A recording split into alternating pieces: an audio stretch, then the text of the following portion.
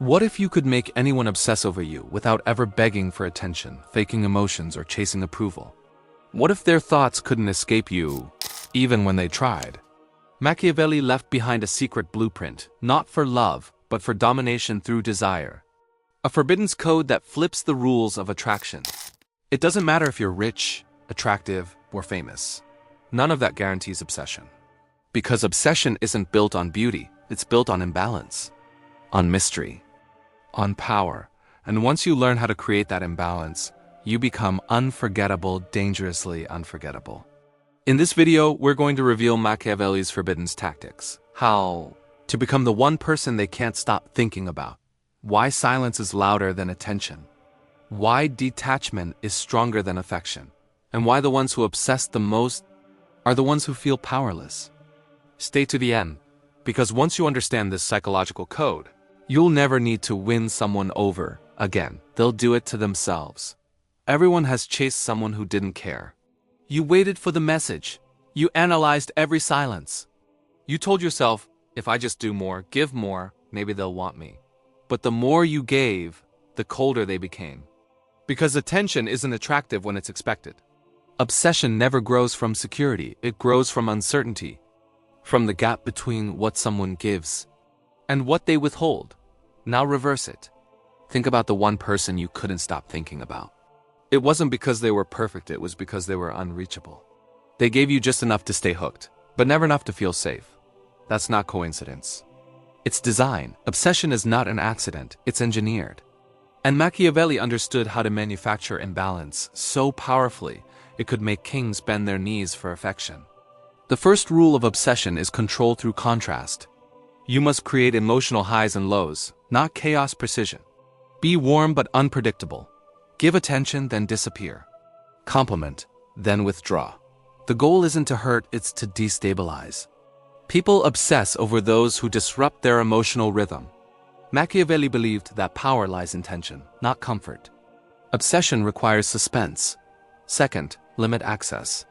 Nothing devalues faster than what's always available. The more someone sees you, hears from you, or feels your presence, the less their mind has to fill in the blanks. Mystery is the engine of fixation. The unknown becomes seductive because the brain hates unanswered questions. Machiavelli knew this well. Men desire novelty more than they desire truth.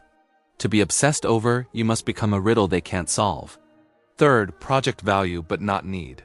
Show excellence, not desperation. Let your results speak for you. Whether it's intellect, beauty, status, or silence, make sure what you offer feels earned. The obsessed don't chase what's given, they chase what feels scarce. And scarcity isn't about absence, it's about standards. Machiavelli would say, control perception and you control desire. Fourth, use withdrawal as a weapon. Nothing deepens obsession like sudden distance. One moment they feel close, the next they question everything. This break in pattern creates emotional confusion, and confusion breeds attachment. Machiavelli didn't recommend cruelty, but cold strategy. He believed that calculated withdrawal forces the other to seek your presence like oxygen. Finally, never reveal your full hand.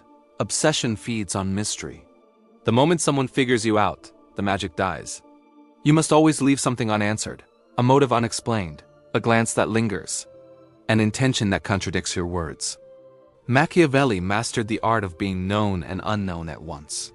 And when people don't fully understand you, they obsess until they do. Machiavelli wasn't interested in romance. He was obsessed with control.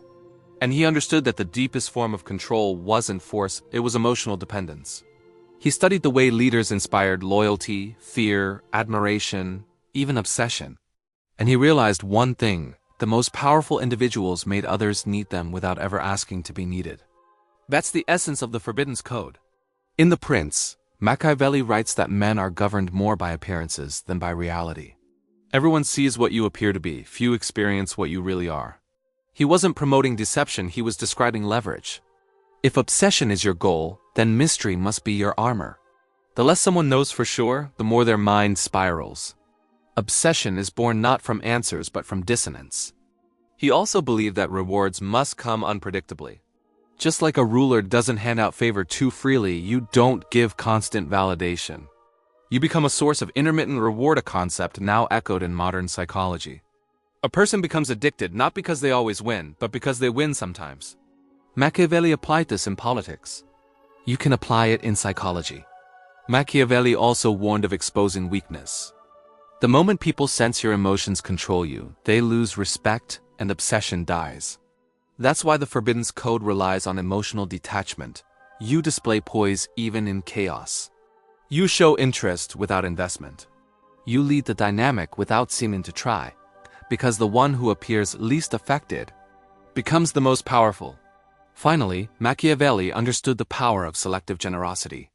Not kindness to all, but targeted, strategic generosity that binds. Give them something meaningful: attention, presence, praise, but only after they've earned it. This conditions them to crave your approval, and when approval becomes currency, obsession becomes inevitable. But what does this look like in real life? What does it feel like to be under someone's spell without realizing it? Most people never see it coming. They believe they're choosing freely. They believe the obsession is theirs. But the reality is darker. Their emotions are being shaped deliberately.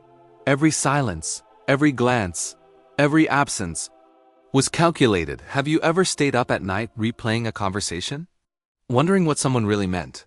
That's not love. That's psychological hold, the kind that comes from incomplete closure. Machiavelli knew the mind hates loose ends. So when someone leaves an interaction unresolved, the brain keeps spinning.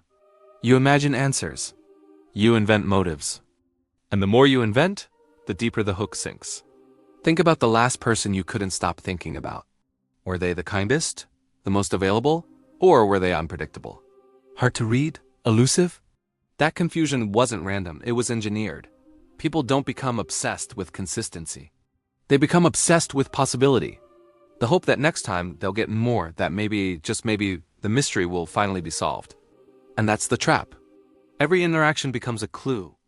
Every absence becomes meaningful. You start to chase not the person, but the answer. And as Machiavelli understood, the one who controls the question controls the mind. This isn't about manipulation, it's about structure. A structure of tension, curiosity, and emotional reward. So how do you build that structure consciously? How do you craft a presence that lingers in someone's mind long after you've gone silent? There are specific psychological triggers used by leaders, artists, even cult figures that turn attention into fixation. And once you learn them, obsession is no longer accidental. It's inevitable. Embracing the Machiavellian code doesn't just affect others, it changes you. You begin to see relationships differently. You stop chasing validation. You stop reacting emotionally. You watch instead of speak. Measure instead of assume. And in that silence, something awakens. Control. Not over others, but over your presence. You become deliberate, and that deliberateness makes you magnetic. But the transformation comes with a cost. When you detach emotionally, it becomes harder to connect. You begin to filter every interaction through strategy. You no longer ask, do they like me? You ask, what are they responding to? Relationships become mirrors reflecting power, not intimacy. And while this gives you influence, it also creates a gap between who you are and who you appear to be. Psychologically, this creates a dual identity. One part of you plays the game cold, calculated, effective. The other part wonders if anyone will ever know the real you. Because obsession is built on mystique. But mystique requires distance. And the more they chase your shadow, the more invisible your truth becomes. There's also a subtle addiction. When you see how easily obsession can be triggered, you begin to rely on it. You learn that silence brings them closer. That detachment makes them beg, and suddenly authenticity feels weak. Vulnerability feels dangerous. The game consumes you not just as a player, but as the product being consumed. Still, the psychological power is undeniable. You're no longer chosen, you're remembered. No longer pleasing, you're unforgettable. You stop trying to be enough and start becoming impossible to ignore. That's the real shift. And once you taste that power, it's hard to go back to anything less. Machiavelli never wrote about love, but he understood obsession better than most. Because obsession isn't born from affection, it's born from imbalance, from silence, from the tension between presence and distance. And those who master this tension don't need to chase anyone. They become the axis around which others spin. But you must choose how far to go. The Forbidden Code works, but it comes with shadows, with isolation, with the constant pressure to perform mystery. The more control you gain, the less closeness you feel. The more they obsess over you, the less they know who you truly are. This is the paradox Machiavelli never resolved. Power creates distance, and sometimes to be unforgettable, you must remain untouchable. So ask yourself, do you want love or do you want obsession? Do you want connection or control? Because once you activate this code, there's no turning back. You won't just enter their mind. You live there.